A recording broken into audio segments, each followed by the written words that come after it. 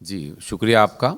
میں اس میں پروٹیسٹ کے بارے میں تو نہیں لیکن ایک اجتماعی اور مجموعی طور پر ہمیں کیا کرنا چاہیے اس کے لیے 3 باتیں عرض کرنا چاہوں گا انتہائی اختصار کے ساتھ، 1-2 منٹ کے اندر.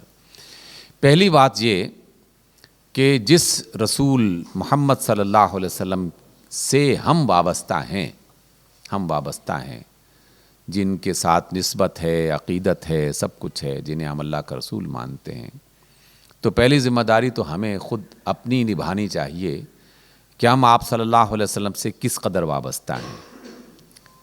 تو اللہ کی تعلیم کو، رسول اللہ کی تعلیم کو عام کرنے، اسے فروغ دینے، اسے اپنی زندگی کا حصہ بنانے کی ہمیں ضرورت ہے. کیونکہ مذاق اڑانے کی 2-3 شکلیں ہوتی ہیں. ایک تو یہ معروف شکل ہے کہ کسی نے کارٹون بنا دیا، کسی نے غلط جملہ کہہ دیا، کسی نے کوئی مضمون لکھ دیا. لیکن یہ بھی تو ایک مذاق ہے نا کہ اللہ کے رسول کچھ اور فرما رہے ہوں اور اللہ کے رسول کے امتی اس کے بالکل برعکس کر رہے ہوں اور اس کو بھی اللہ کا فضل سمجھ رہے ہوں. یہ جملہ سینکڑوں بار میں سن چکا ہوں کہ رقص کرنے والے اور گندی فضول قسم کی فلمیں اور ڈرامے بنانے والے اور بالکل شریعت کی واضح نافرمانی کرنے والے باقاعدہ علل اعلان یہ کہتے ہوئے نظر آتے ہیں کہ اللہ کا بڑا فضل ہے کہ اس نے ہمیں شہرت دی، اس نے ہمیں دولت دی، اس نے ہمیں عزت دی. یہ مذاق ہے ایک طرح کا. کیسی شہرت اور کیسی عزت، اور اس میں اللہ کا فضل کہاں سے آ گیا؟ یہ تو شیطان کا دھوکہ ہے جس میں انسانوں کو اس نے مبتلا کر رکھا ہے. تو میں یہ سمجھتا ہوں کہ پہلی ذمہ داری ہماری یہ بنتی ہے کہ ہم آپ صلی اللہ علیہ وسلم کے ساتھ سچی محبت اختیار کرتے ہوئے آپ کی سیرت کو پڑھیں، قرآن مجید کو سیکھیں، قرآنی تعلیمات سے آگاہی حاصل کریں اور انہیں اپنے خاندانوں میں، اپنے بچوں میں، اپنے معاشروں میں پھیلانے کی کوشش کریں.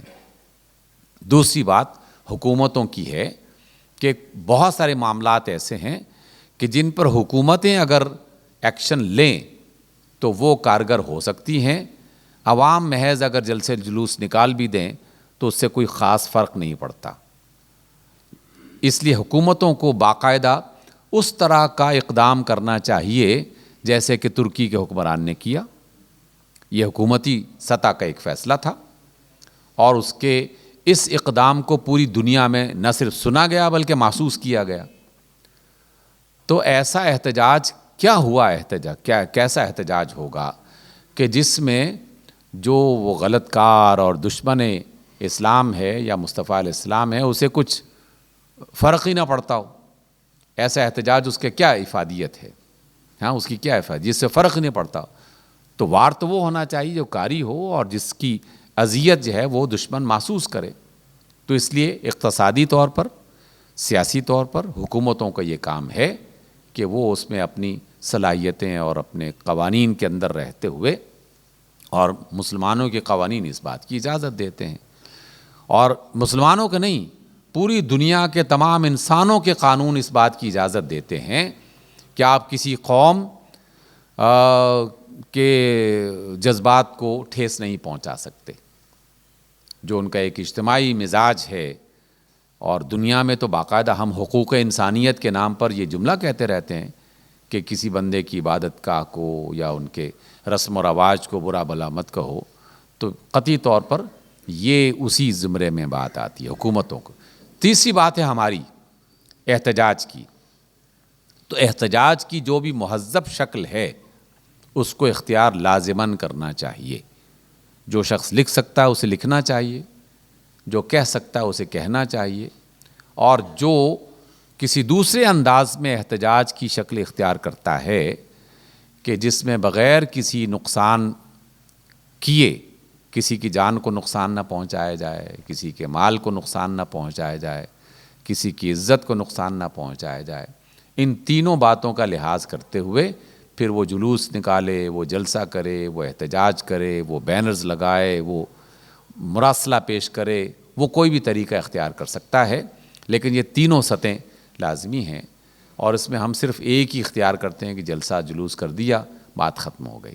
جبکہ پہلا جو ہے وہ سب سے زیادہ جو ہے نا وہ مشکل کام ہے کہ ہم آپ صلی اللہ علیہ وسلم کی تعلیمات پر خود عمل کر کے لوگوں کو بتائیں کہ ہم واقعی آپ علیہ السلام کے صحیح پیروکار ہیں۔ دیکھیے، میں نے جو قرآن مجید کا اور سنت رسول صلی اللہ علیہ وسلم کا مطالعہ تھوڑا بہت کیا ہے نا، وہ یہ ہے کہ جب کبھی کہیں پر ایک باقاعدہ نظام اور سسٹم، اور خاص طور پر مسلم ممالک موجود ہوں، ان کا ایک نظام موجود ہو، ان کی ایک طاقت موجود ہو، ان کے قوانین موجود ہوں، ان کی فوج موجود ہو، ان کے ادارے موجود ہوں، تو ان تمام چیزوں کے ہوتے ہوئے انفرادی عمل اختیار نہیں کرنا چاہیے، اجتماعی عمل ہی اختیار ہونا چاہیے۔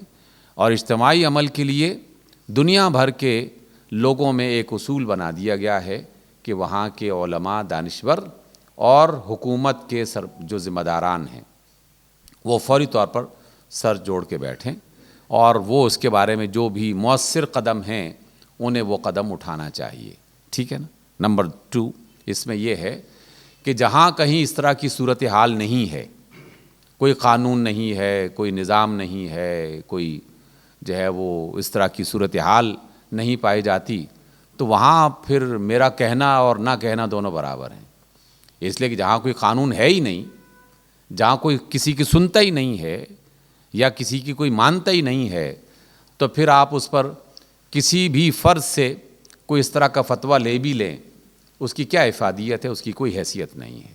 اس لیے ہم جب بات کر رہے ہیں وہ صرف اس صورت میں کہ پاکستان ایک ملک ہے، ترکی، مصر، ایران اور اس طرح کی جتنے بھی اسلامی ممالک ہیں، اب یہ باقاعدہ ممالک ہیں، ان میں ادارے بھی ہیں، علماء بھی ہیں، قوتیں بھی ہیں، صلاحیتیں بھی ہیں، تو اجتماعی طور پر اس کا جب تک فیصلہ نہیں کیا جائے گا اس وقت تک یہ خرابی ختم نہیں ہوگی۔